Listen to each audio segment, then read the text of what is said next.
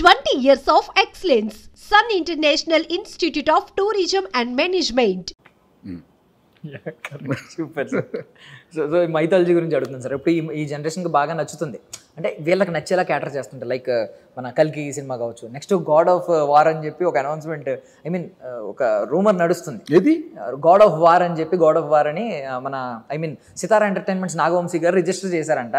And నాకు ఆయన tweet ఏమైనా వేశారంటే, నేను అభిమానించే, నేను అన్నయ్య అని పిలిచే ఒక నా పెద్ద హీరో ఇందులో నటిస్తున్నారు, ఆయన అన్నయ్య అని పిలిచేది ఎక్కువగా ఎన్టీఆర్ గారిని అని చెప్పి మనకు అందరికీ బయట అందరికీ తెలుసు ఆల్మోస్ట్. సో ఎన్టీఆర్ గారు గాడ్ ఆఫ్ వార్ అని చెప్పి, ఈయన పేరేంటి త్రివిక్రమ్ శ్రీనివాస్ గారి డైరెక్షన్లో, ఆయన అసలే మైథాలజీలో దిట్ట, ఆయన డైలాగ్స్ అవి మీకు తెలిసిందే. ఆయన ఒకప్పుడు మీ రైటింగ్ నుంచే ఇక్కడికి వచ్చారు. సో ఈ గాడ్ ఆఫ్ వార్ అని ఒకటి అనౌన్స్మెంట్ అయింది. మైథాలజీ త్రివిక్రమ్ శ్రీనివాస్ గారు very strong dialogue writer. Mythology గురించి ఏమంటారు సార్? చాలా బాగా ఫ్రేమ్ చేస్తారు డైలాగ్స్ ఆయన.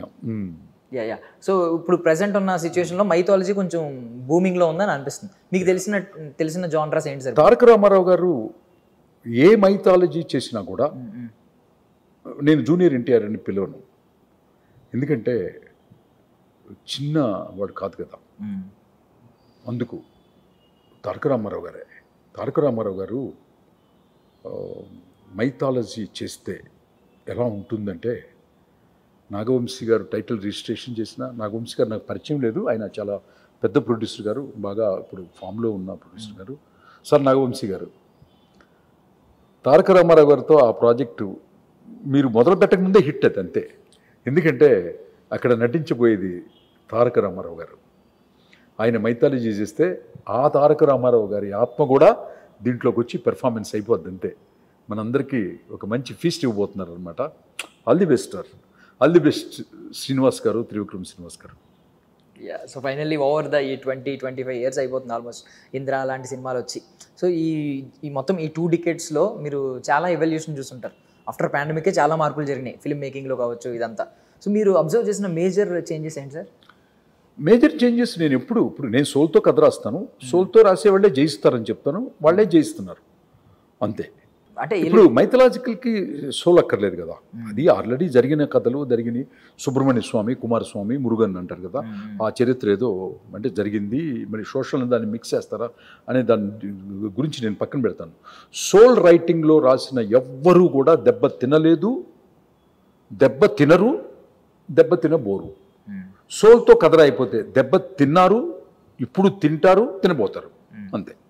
అంటే మీరు ఆ 2001 దగ్గర ఓన్లీ స్క్రిప్ట్ ప్రపంచంలో ఉన్నటువంటి నెంబర్ 1 దర్శకులైనటువంటి జేమ్స్ కెమెరన్ కానీ చాలాసార్లు చాలా ఇంటర్వ్యూస్లో చెప్పారు.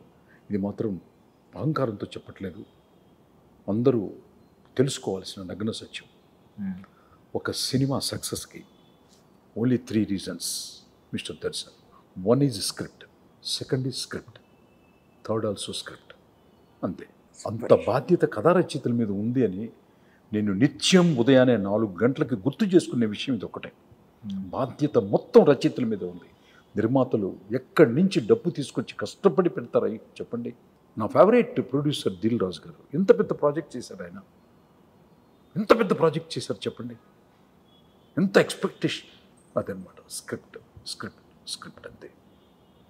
ప్రపంచం మొత్తం ఒప్పుకున్న మ్యాటర్ అది. ఒక్కటి మాత్రం మీరు కష్టపడి సినిమాలు తీసుకున్న నిర్మాతలు, నటిస్తున్న హీరోలు అందరూ స్క్రిప్ట్ పేపర్ వచ్చినప్పుడు, డైలాగ్ వచ్చినప్పుడు ప్రతి అక్షరాన్ని భూతద్దంతో పెట్టి చూడాలి.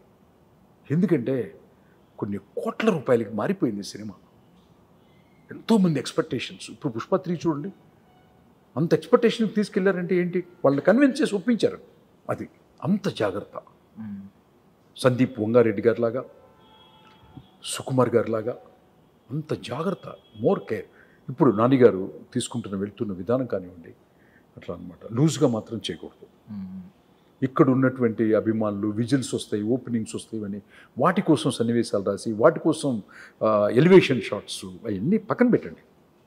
ఫస్ట్ నరసింహనాయుడులో నిన్న వినాయక్ గారు అంటున్నాడు, అన్నా నరసింహనాయుడులో నువ్వు ఇచ్చిన ఎలివేషను బాలకృష్ణ గారు ట్రైన్ దిగుతుంటే మొత్తం ఎటోడటు ఆయుధాలు పడేసి పారిపోయే ఎలివేషన్ కంటే ఈ భారతదేశంలో కాదు, ఈ ప్రపంచంలో ఇంతకు ముందు నరసింహనాయుడు మళ్ళీ తర్వాత కూడా ఏదైనా ఒక్క సినిమా పేరు చెప్పండినా అని నిన్న అడిగాడు మా ఇంట్లో ఎస్టర్డే. అది స్క్రిప్ట్లో part. It is not elevated scene కాదు, అది it's a part of the soul. కథని యూటర్న్ తీస్తున్నాను స్క్రిప్ట్ని. సో కథలో పార్ట్ అవ్వాలి. అంత పెద్ద దర్శకుడు వివి వినాయక్ గారు అంటే టాప్ 5 డైరెక్టర్స్లో ఆయన ఒకటి కదా ఇప్పుడు మనకి. ఆయన పేరు చెప్తేనే మాస్. ఆయనకి ఎంత ఇమేజ్ ఎంటైర్ ఆంధ్రప్రదేశ్ 2 రాష్ట్రాల్లో వినాయక్ గారు అంటే పెద్ద సినిమా కదా, పెద్ద డైరెక్టర్ కదా అని.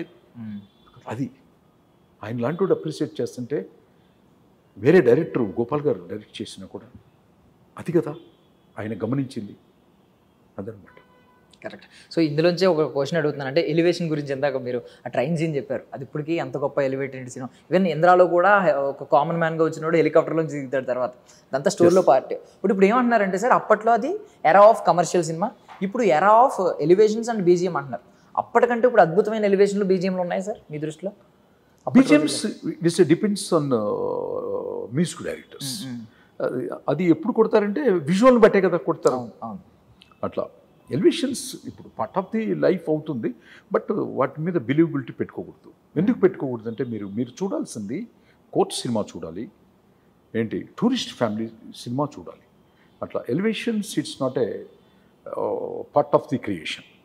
అది క్రియేషన్కి అది మీకు అది అడ్డే అవుతుంది. దాని మీద అసలు దాని గురించి మాట్లాడక్కర్లేదు. స్క్రిప్ట్లో వస్తే అది ఓకే, రాకపోతే live it, that's all, live it.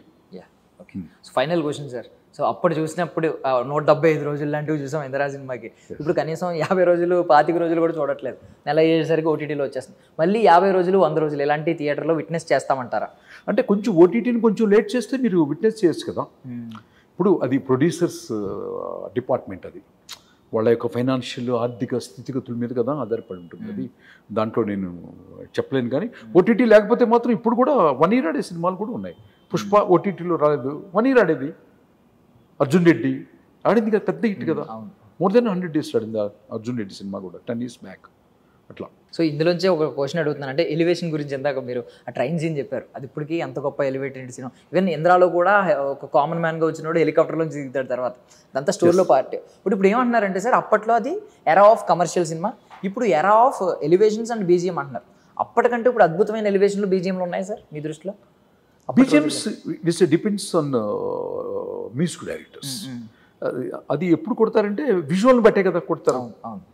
అట్లా ఎలివేషన్స్ ఇప్పుడు పార్ట్ ఆఫ్ ది లైఫ్ అవుతుంది, బట్ వాటి మీద బిలీవబిలిటీ పెట్టుకోకూడదు. ఎందుకు పెట్టుకోకూడదు అంటే మీరు చూడాల్సింది కోర్ట్ సినిమా చూడాలి, ఏంటి టూరిస్ట్ ఫ్యామిలీ సినిమా చూడాలి. అట్లా elevations it's not a part of the creation. అది క్రియేషన్కి అది మీకు అది అడ్డే అవుతుంది. దాని మీద అసలు దాని గురించి మాట్లాడక్కర్లేదు. స్క్రిప్ట్లో వస్తే అది ఓకే, రాకపోతే live it, that's all, live it. Yeah, okay. So final question sir. So అప్పుడు చూసినప్పుడు 175 రోజులు లాంటివి చూసాం ఇందిరా సినిమాకి.